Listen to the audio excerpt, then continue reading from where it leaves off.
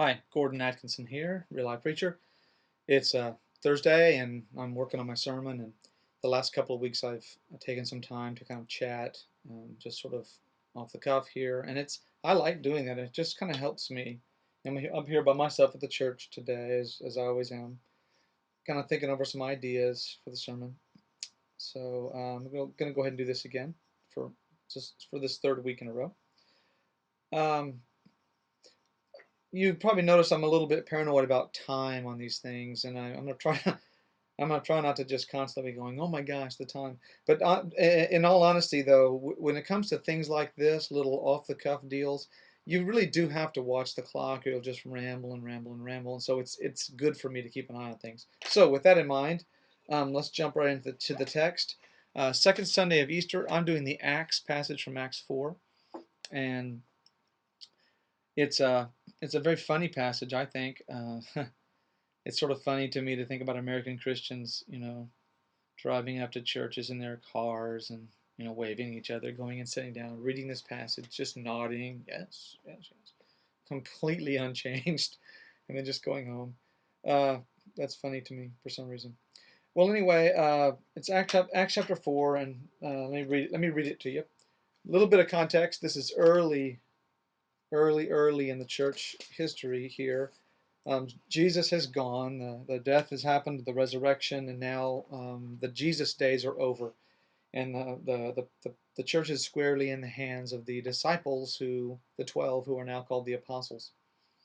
And they seem to have had a pretty simple message, if we can base it on the first sermon that Peter preached, which is kind of like this. It's sort of like Jesus was a really great guy, obviously godly man because of the stuff he did, all of it.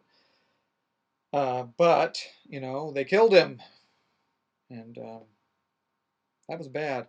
But then God raised him from the dead, so clearly he's the Messiah, and you need to believe that, believe it, and not no mention in there of what it meant that he died. You don't have a real full blown. Okay, can I use some theological terms? You don't have a real full blown soteriology.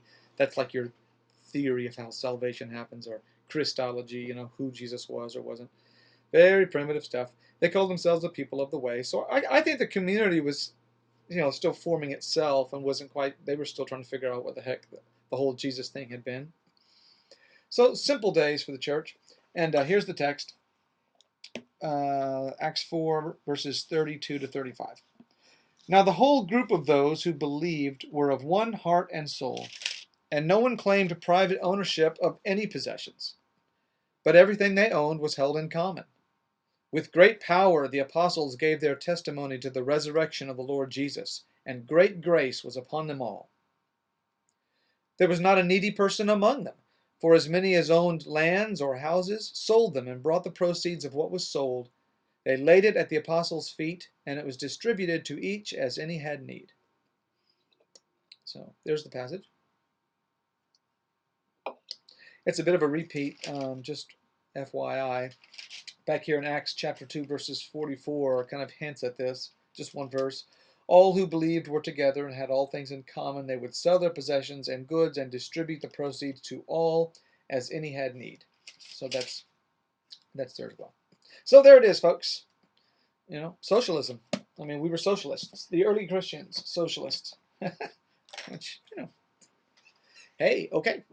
Not just socialists either, kind of communal, sort of a communal bunch. Seemed to have kind of hung out together all the time.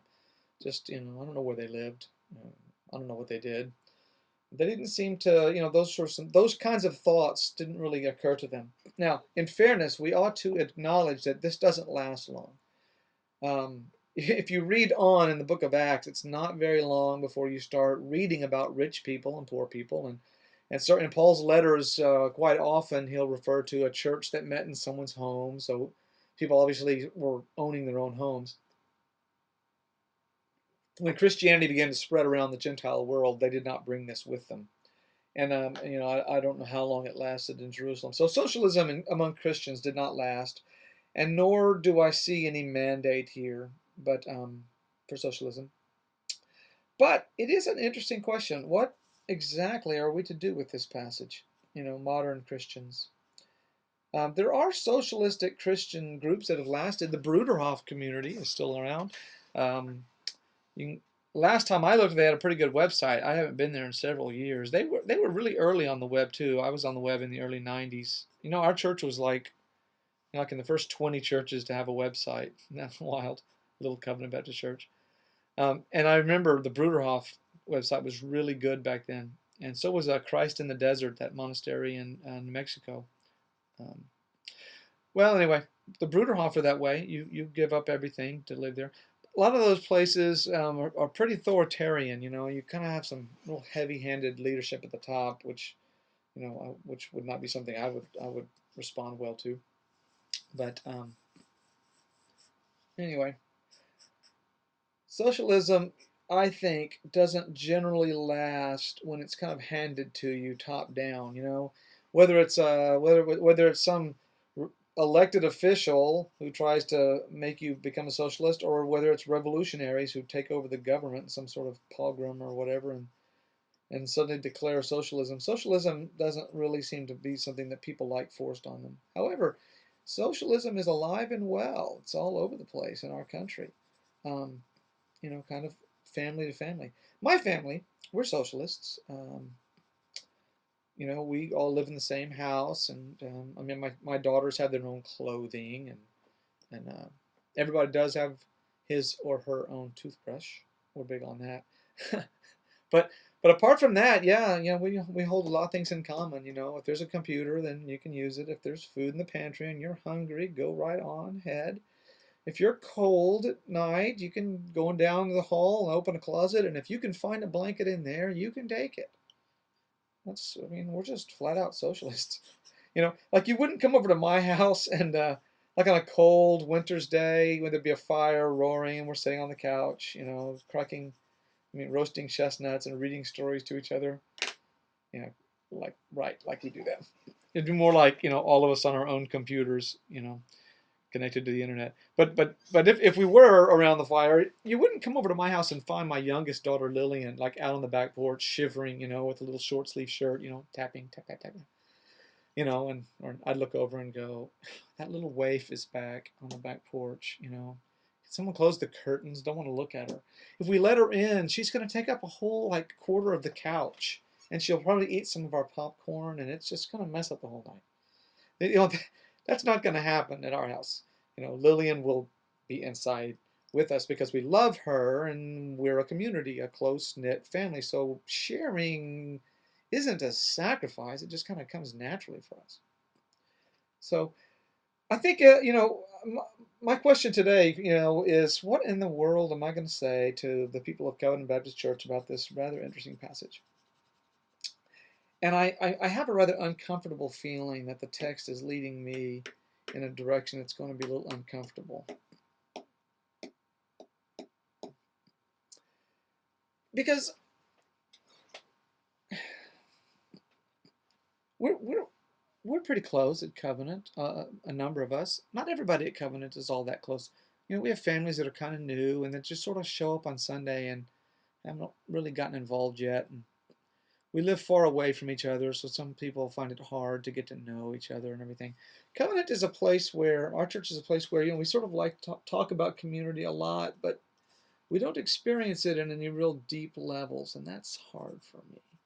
Because I would kind of like to have, a community that was really tight, right? Where really, if you felt like, someone had need, it would just be real natural that, we would share with one another. I mean, I'd kind of like to. I don't really want to be a socialist. I don't want to live in a Christian commune.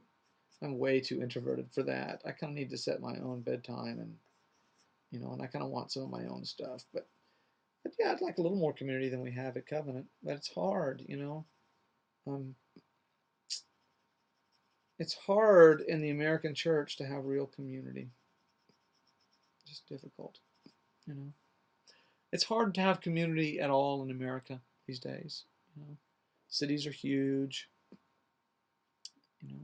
Our suburbs are not built for people to sit on the back porch and talk. All this stuff. Everybody's talking about this. And, it just kind of makes me a little bit sad. And so, I just kind of wonder, like, what could our church do? That's, you know what, that's going to be where the sermon, that's going to be or the sermon is interesting. You know, how can I, sort of talk to all of us and encourage us to develop a sense of community? Something between a family and and a commune and what we have now. Is there something in between that? Is it just all or nothing? You're either living together in a total commune situation, or as Billy Crockett sang in his song, there's a street and everybody on the street has their own lawnmower. 41 lawnmowers on one street because we all got to have our own everything. Is there anything between? And I don't know, I sort of have a longing for that. The closest we come here are at our Franciscan retreats, and we're having one Friday night. And Janine and I are both getting to go, because the kids are going to stay with grandparents, or actually with my sister. So I'm real excited about that. But yeah, I don't know how I'm going to preach this. Maybe I'll get a family up there and just like ask them to stand up and just go, "This is a community. See how tight they are? They share everything." And then look around the church and go, "This is not so much community. We're not nearly that close. Is there something in between? Can we work on something? Is there any of you that would like to get something started that's a little more than this? Where we do meet kind of in close quarters on a real regular basis and actually get to know each other. Where if you got a problem, you can really talk about it."